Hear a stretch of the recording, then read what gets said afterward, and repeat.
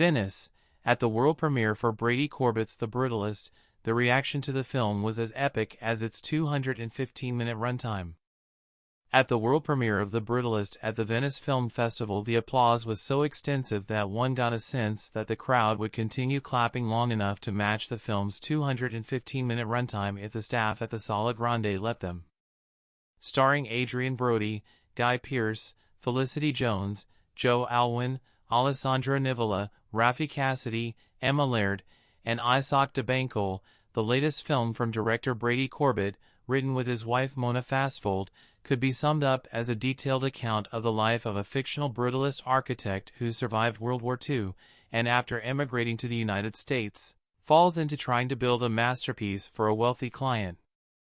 Though Focus Features bought the international rights to the ambitious film, the U.S. distribution rights for The Brutalist are still up for grabs. Sitting within its first public screening at La Biennale, one could tell the post-war epic was going over well with the audience when there was rapturous applause at the end of the first act.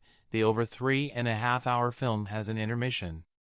Shortly after the film screened for press and industry the day before the premiere, there were already whispers that Corbett's film will be the likely choice to win the Golden Lion, as it is one of the titles in the main competition.